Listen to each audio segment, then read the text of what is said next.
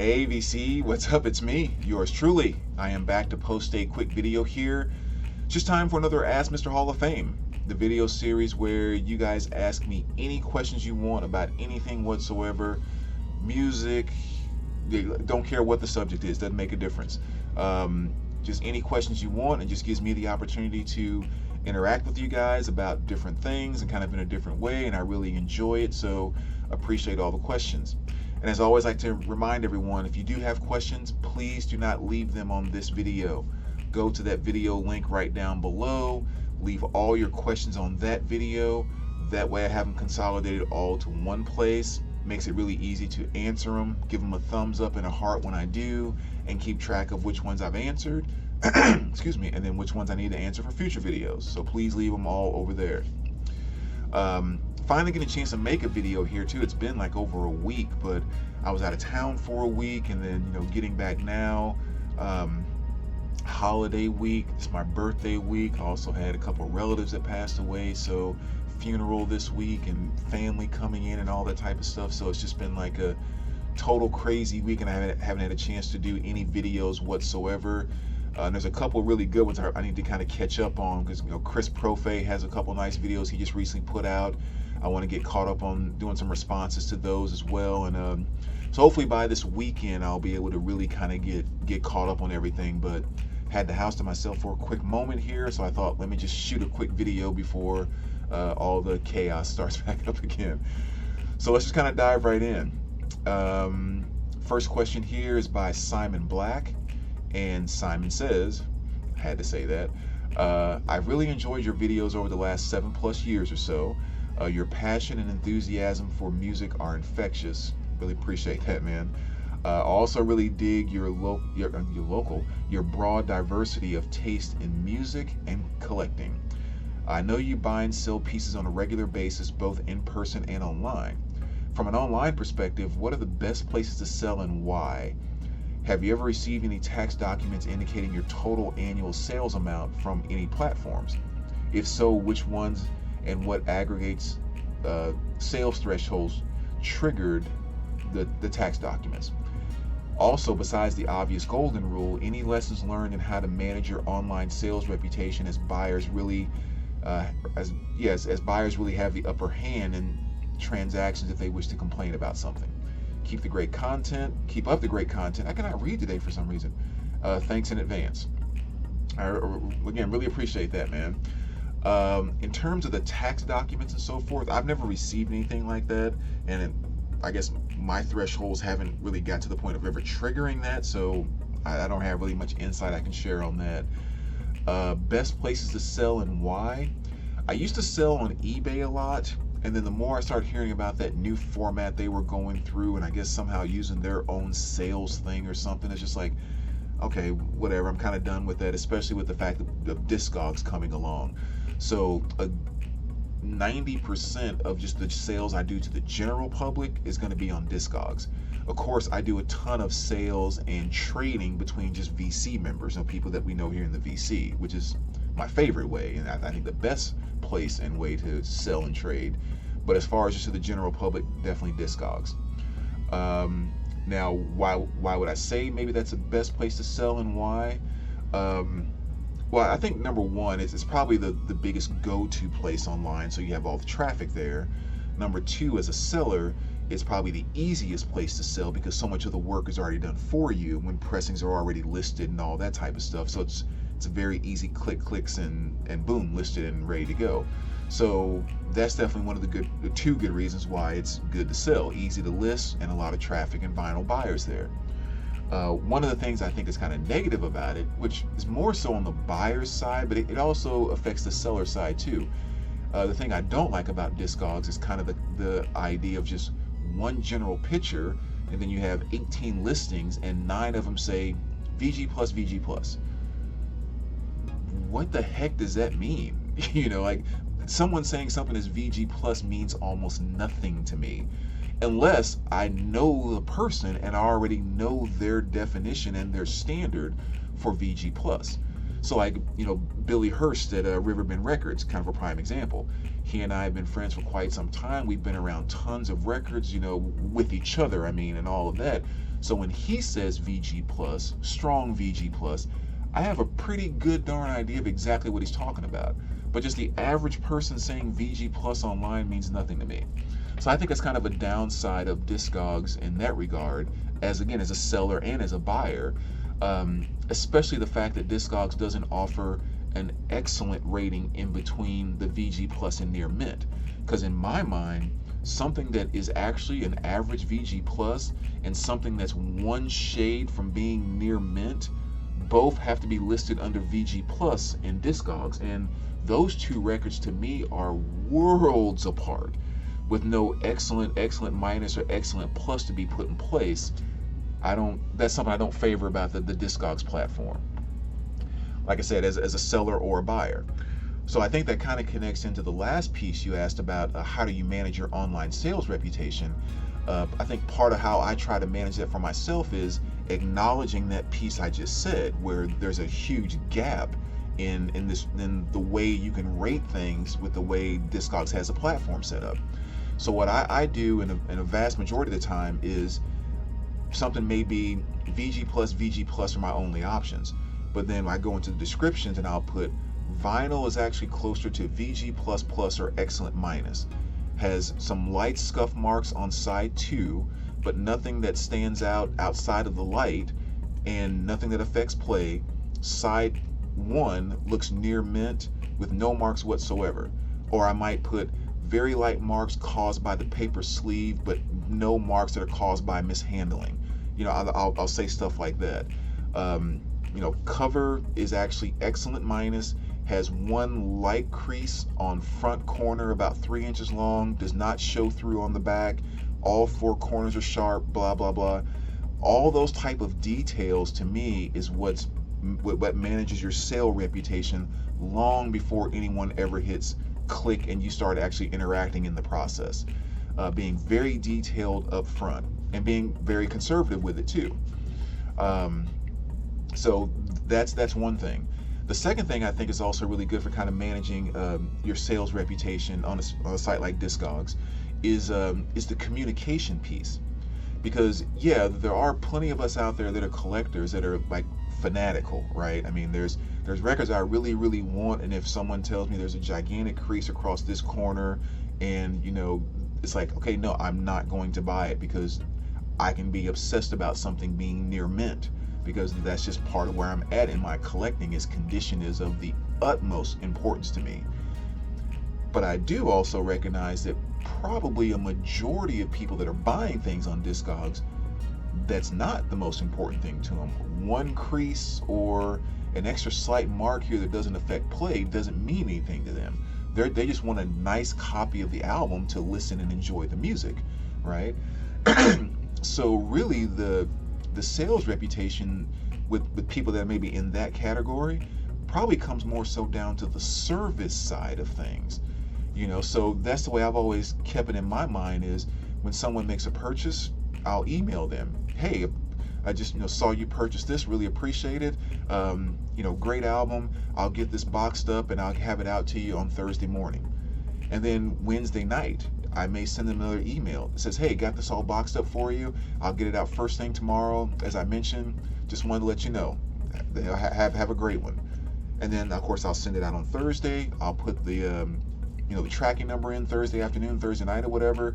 And then a number of days later, if I haven't gotten positive feedback or something like that, I don't email for the feedback, but I'll email to say, hey, just wanted to make sure your record arrived okay. Let me know if there was any problems. Hope you enjoy it. And it's just, to me, those little touches along the way can make a tremendous difference. Just this past week, actually, great example. Right when I went out of town, I think it was on Monday or Tuesday, someone purchased an album. And I wasn't going to be back in town until basically late Saturday or Friday night. So I emailed them and I said, hey, thanks for the purchase. I said, usually I get my album shipped out within 48 hours of a purchase, but I actually got caught out of town until this next Friday. So if this is something you need right away, like if it's a birthday gift or something, then let me know. I'll be happy to refund you if you need to go buy it from someone else. But if it's okay for me to ship it out first thing Saturday morning, I can get it out to you with no problem. And they emailed me back, said, thanks for the heads up, appreciate it, Saturday will be fine. And when I got back Friday night, I boxed it up, and late Friday night I emailed them, hey, just want you to know I'm back in town, got it all boxed up, it'll be out first thing tomorrow morning. And again, I just think like just those type of little things, just to let people never kind of be in the dark about what's going on, is that the way I figured out the best way to manage your sales reputation. Sometimes it's not even as much to do with the actual product itself, it's just how people feel they've been treated, kind of thing. So yeah, that's my big ramble on that, but that's why I like these questions, because they make me ramble, which I love to do. Next question here. Was that Gore? Yeah, Gorvo31. Hey again, Brandon. Okay, here's a few questions for you. Number one, how do you feel about what's called new age / ambient music?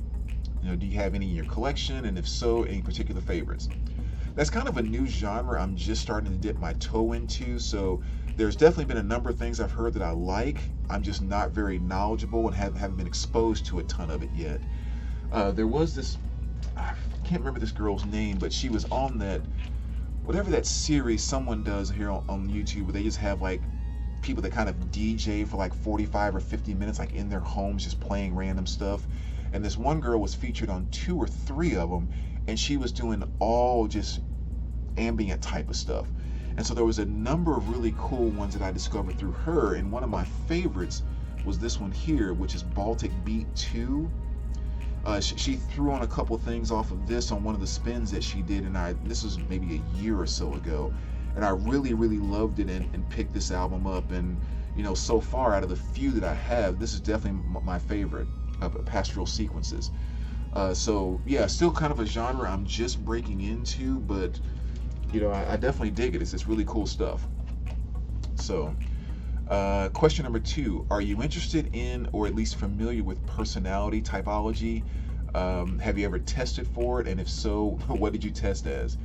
Actually, I was a psychology major in college, accidentally, because I started taking a bunch of, when I needed to fill in some hours, just taking electives, I took a lot of psychology courses just out of pure interest.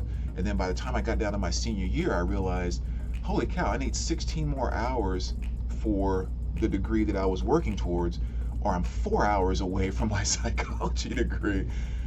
So yeah, I've always had kind of an interest in that type of stuff. I've taken a bunch of different tests over the years. The last one I took, I can't remember the name of it, but it was one that came out with 16 different type of personality types, and I was a mediator. It was my strongest personality trait. I can't remember the name of which test that was, but yeah, I find that stuff very interesting for sure. So question number 3, Terence McKenna used to say he thought that the internet was the tip of the evolutionary iceberg, something that would dissolve boundaries and truly bring humanity together. Over the last couple decades, it often seems that we're increasingly going in the opposite direction by the nature of so much of the discourse.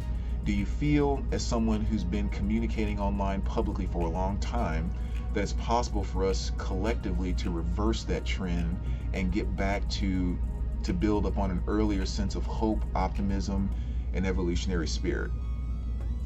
Good question there. And sadly, my answer is no. Or not very likely. I think like maybe one of the things that someone like Terence maybe misses out on, is, and I think this is just kind of in general, because if we all were better at this, we wouldn't have as many issues as we have. If we were all better at being able to see, we have a strong motivation, especially for wanting to do good. I think most people want to do good. They want to make someone else's life better. They want to make their life better. I think most people want that. And I think that's where a lot of our creativity comes from, and thinking about and developing and coming up with, something to make everyone's life better, or your life better, and so forth. I think the one problem with that is people have a hard time really grasping the unintended consequences of my good intentions. I think that is just so difficult for people to grasp onto sometimes. And especially more and more the way that it seems like a lot of people don't hold to principles. One thing is right when it's for this, but then when it comes to this, well, that's not the end result that I want, so that thing's not right anymore. Like there's not a lot of guiding principles that really, at the core, people can apply and hold towards everyone. And so the unintended consequences, more times than not, those are the thing. The unintended consequences of good intentions, not just evil, but the unintended consequences of good intentions oftentimes are the things that destroy us more so than just the evil itself, because it's so much easier to fight evil. It's harder to fight something that you see on the surface as being good. Like that's hard. And I think the internet is probably one of the most prime examples of that, because the idea of bringing people together, more information, more knowledge being at your fingertips, but then the unintended consequence of that is you've translated everything to a screen, and now that humanity, that person-to-person connection, that's almost something that's even hard to put into words or describe, the power of that and the effect of that, that is going to get tremendously lost in this new internet thing that we've created. So we can say more to each other, but we've lost connection with each other, on that humanity level. And again, it's nice to say that we can still do that and help and keep our humanity, but it's like the more separation you add between two human beings, it's going to be harder to keep that connection of humanity. And I think that's exactly what we have experienced with the internet, and why the discourse and everything has gotten so much greater. And I think it's almost like, in my mind, it's kind of bad too. And one of the reasons why I don't have the optimism is because I think something really, really tremendously bad has to happen before we can get back to moving in the right direction. Because we've created this really kind of bad formula where it was like you have two people right here. There were things you would never even think about saying to this person's face, because you guys had, not even getting beat up or anything, but it's just like we were face to face. Our humanities were entwined, even if we disagreed with each other or whatever else. In general, most people. Then what we had the internet come along, that you could go over here and now you could say that stuff to this person, right? But you're talking to a screen. You're not really talking to a person, right? And so we've gotten so comfortable saying all of these negative things on the internet that we wouldn't even say to an individual. And now what I seem to really see is that now that individual is feeling comfortable bringing that negative stuff they would never say to a person's face, now we're getting to a place of being comfortable saying it to each other's face. Because as long as we have our signs and we're standing on the right side of this particular protest or whatever else, now we've gotten comfortable with taking internet talk right to face talk. So it's just like it's getting to a worse and more disastrous type of place. And it's like really until we actually wake up and realize, that's where we're going, which I just don't think people will sit down and logically reason their way through it, and again see some of the unintended consequences of all the positive things that we think we're doing. We're not going to see until the unintended consequences just smacks the shit out of us in a way that we just wish, oh my God, this has never happened. It's just not going to be until then, until people actually realize, So so another good question there, man. Another ramble on my part. So appreciate you guys watching, VC. Again, please leave any more questions. I love chatting with you guys. Let me know what you think, and we will talk to you soon. All right, take care, VC.